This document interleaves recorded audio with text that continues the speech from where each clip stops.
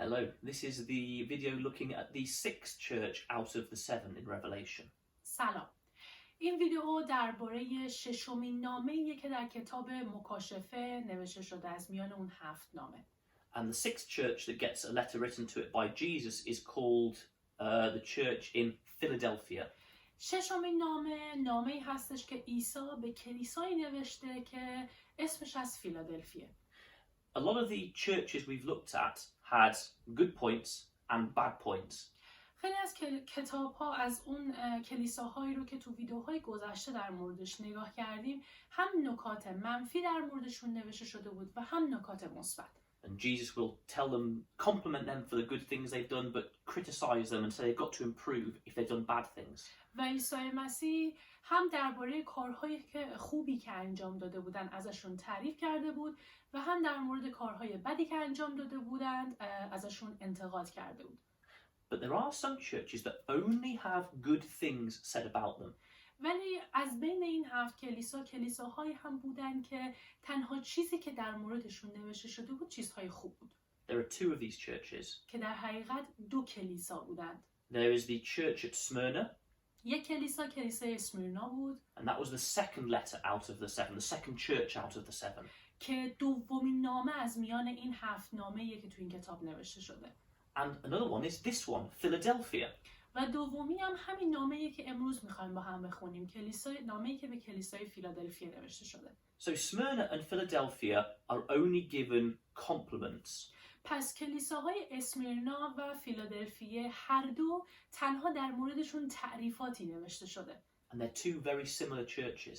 و هر دو خیلی شبیه به هم بودن این 2 کلیساها. A lot of the language is used, a lot of the same language is used in both letters.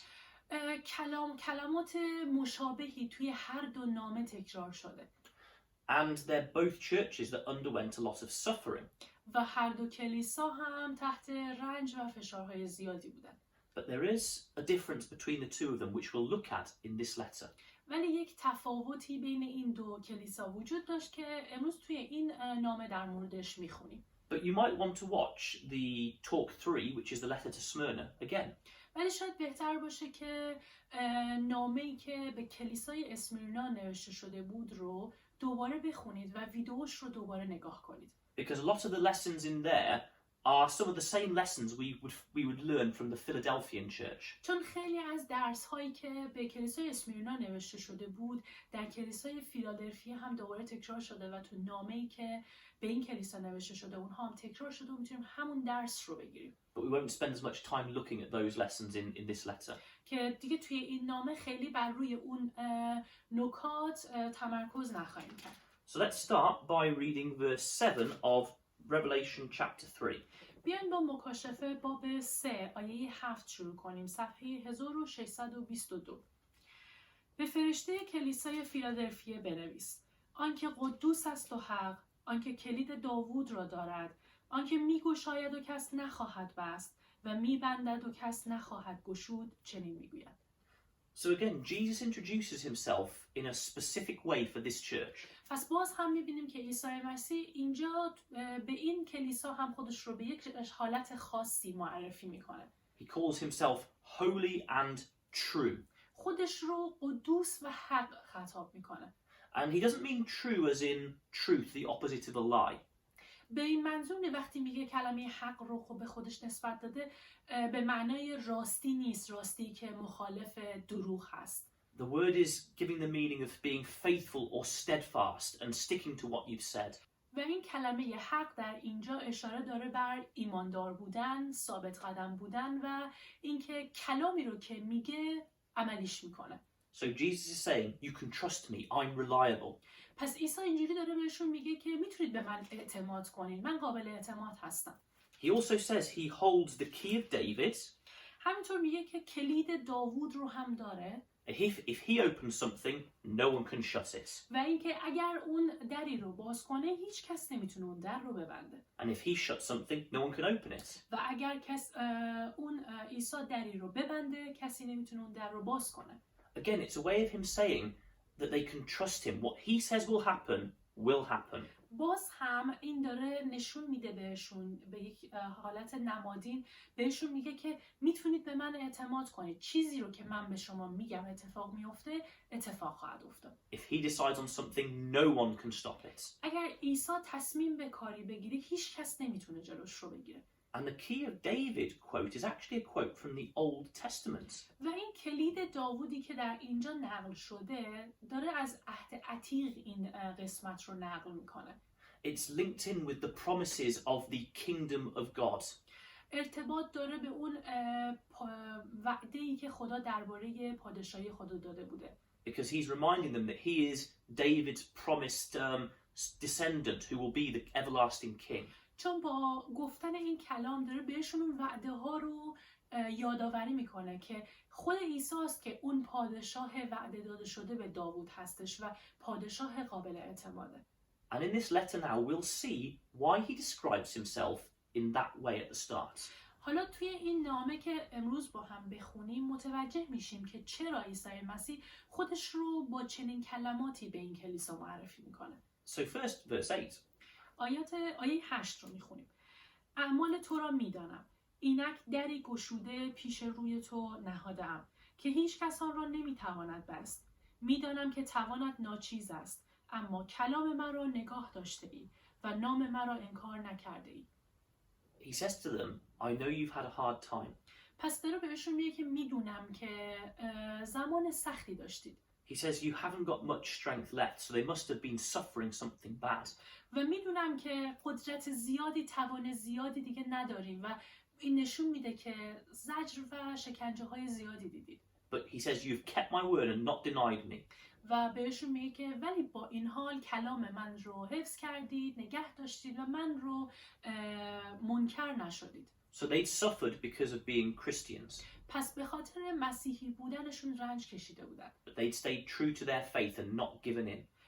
ولی ایمان خودشون رو حفظ کرده بودن و توی شکنجه ها از ایمانشون دست بر نداشته بودن. And so he says to them, I've put an open door before you and no one can shut it. پس بهشون میگه که من یک در بازی رو برای شما قرار دادم که هیچ کس نمیتونه اون در رو ببنده. He's saying to them, look, things are going to get easier for you. پس داره بهشون میگه که قرار چیزها و شرایط براتون آسان‌تر بشه. With your suffering, it's almost like you were trapped in a room, but now I've opened the door. با اون زجرهایی که دیدید و شرایط سختی که توش بودین مثل این بود که انگار توی یک اتاق کوچیک زندانی شده بودین و من الان اون در رو برای شماها باز کردم. If we read verse 9, we can understand what that suffering would have been. آیه 9 رو که الان بخونیم متوجه میشیم که این رنج‌ها بابت چه چیزی بوده. اینک آنان را که از کنیسه شیطانند و خود را یهود می‌خوانند و نیستند وامی دارم تا بیایند و به پای تو افتند و اذعان کنند که من تو را دوست داشتم. So it's exactly the same language that we saw to the church in Smyrna. پس دقیقاً کلامش مشابه با همون کلامیه که عیسی به کلیسای خطاب به کلیسای اسمیرنا نوشته بود. And you can see that if you look at verse 9 of chapter 2.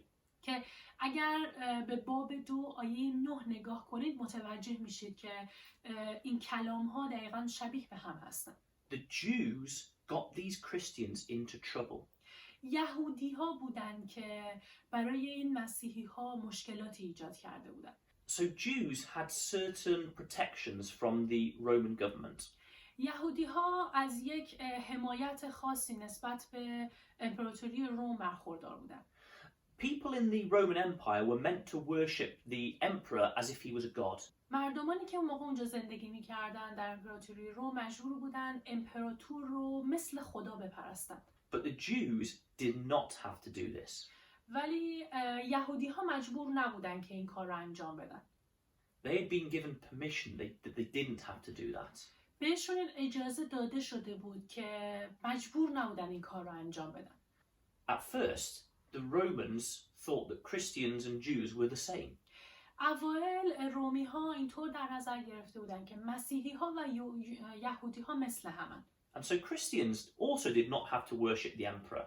بنابراین مسیحی ها هم مستثنا شده بودن و اونها مجبور نبودن که امپراتور رو بپرستن.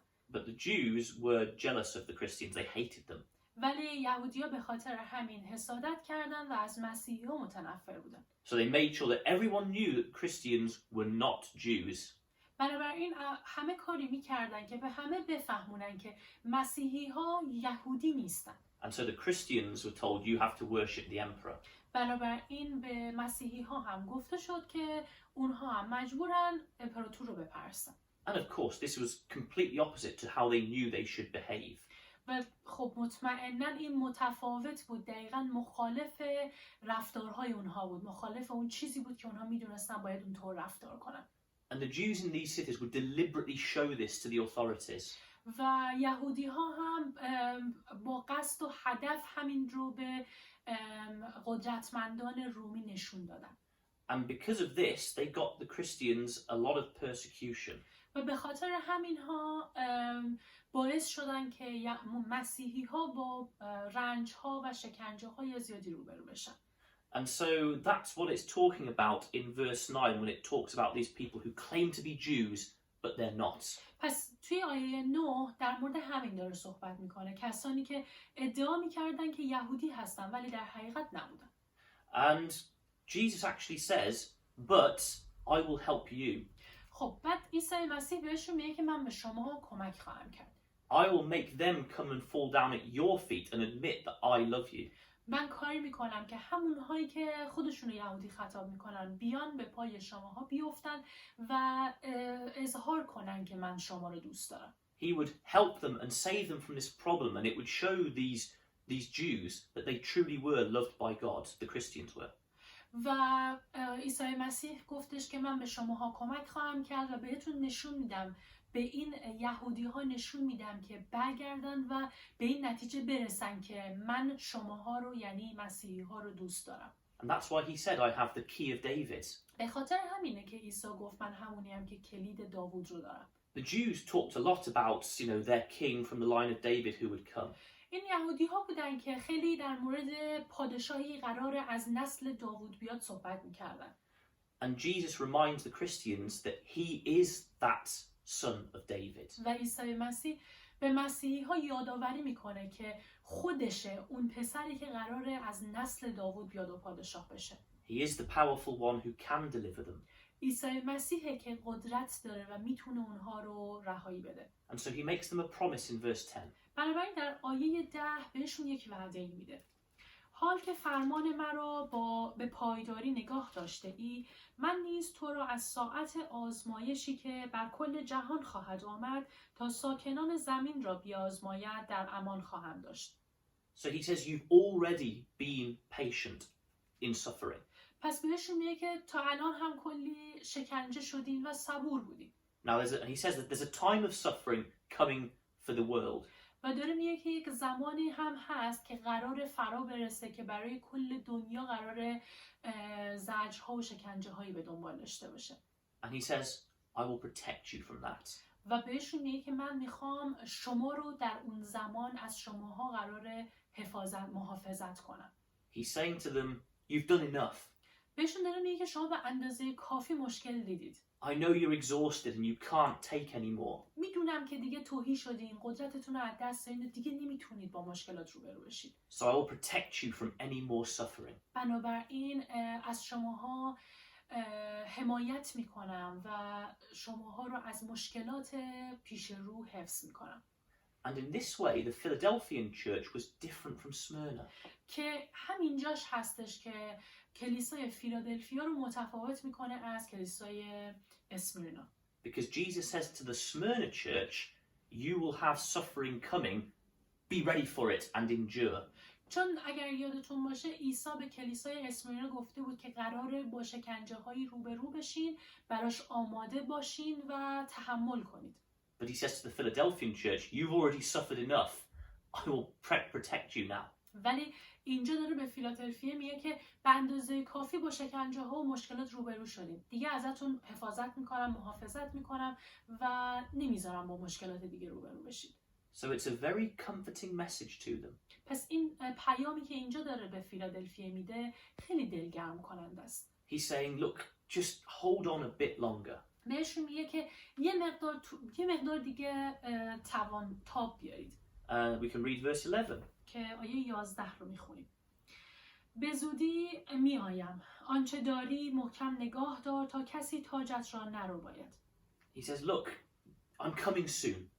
بهشون داره میگه که به زودی قراره بیام. Just keep hold of what you have. همون چیزی رو که دارین رو سفت نگه دارید. And don't let anyone take your crown. و اجازه ندین کسی تاج شما رو ازتون بگیره. And then he gives them the promise for the future.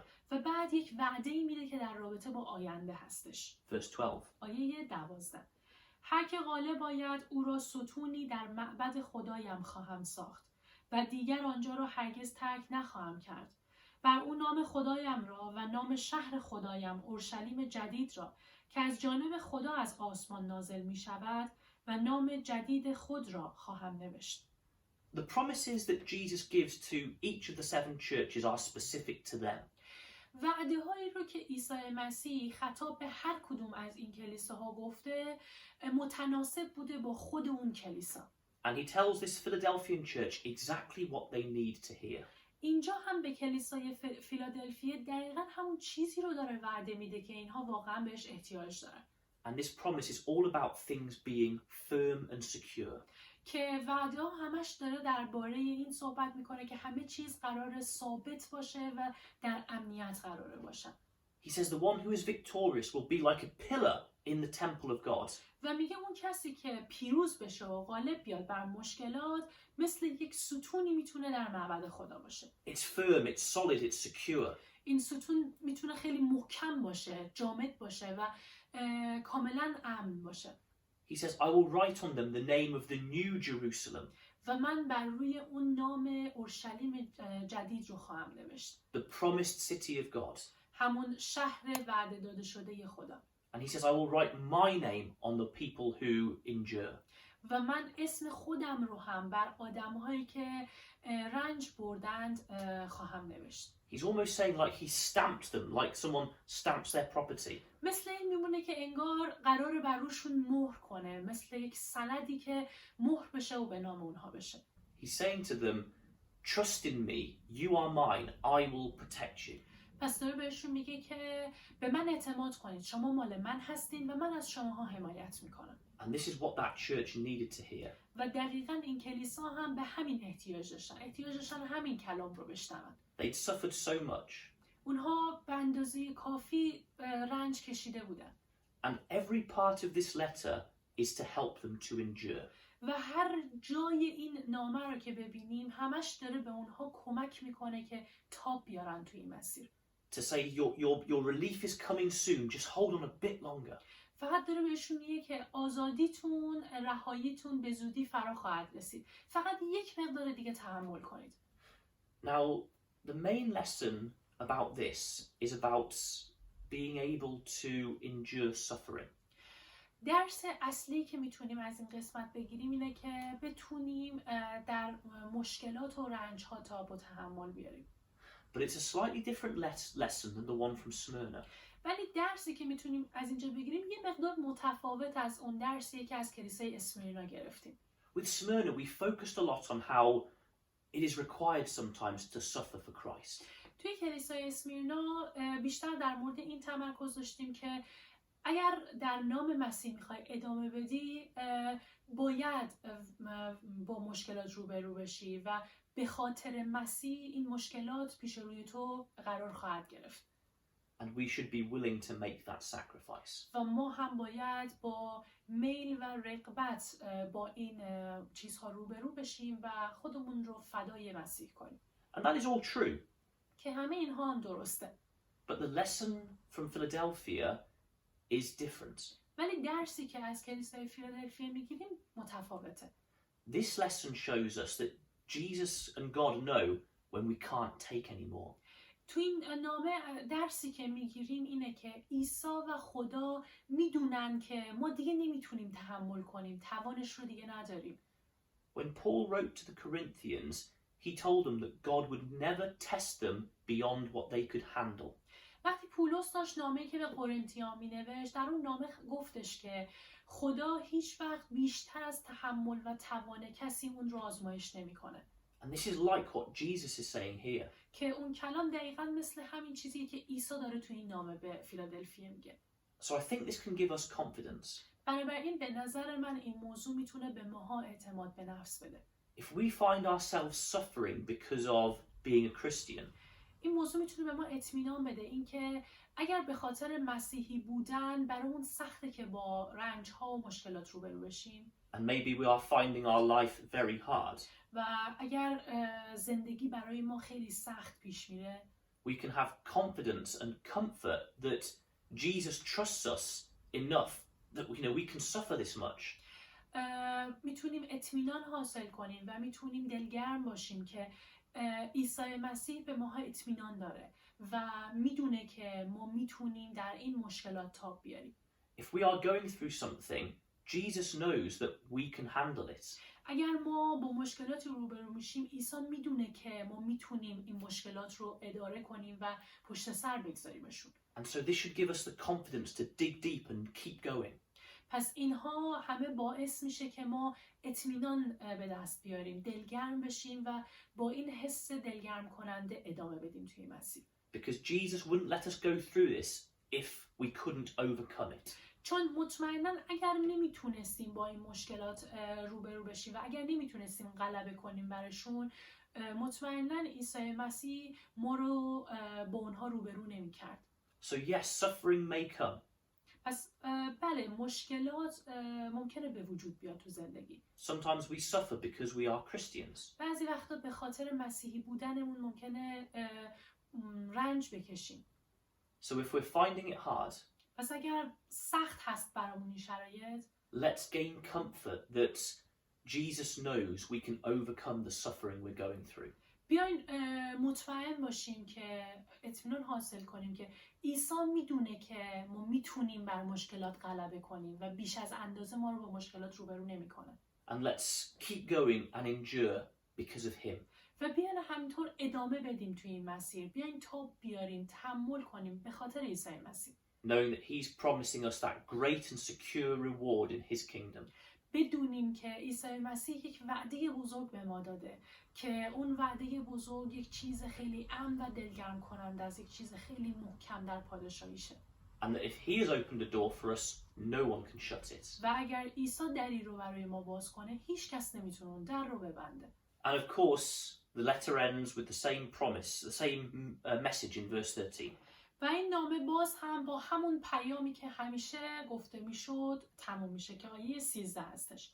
آنکه گوش دارد بشنود که روح به کلیساها چه میگوید. In other words, Jesus says, listen, I really mean this. پس به عبارت دیگه عیسی داره بهشون میگه که گوش بدین به حرفی که بهتون میزنم. Believe in me and endure. به من ایمان داشته باشید و تحمل کنید. Thank you very much. ممنونیم که تماشا کردید.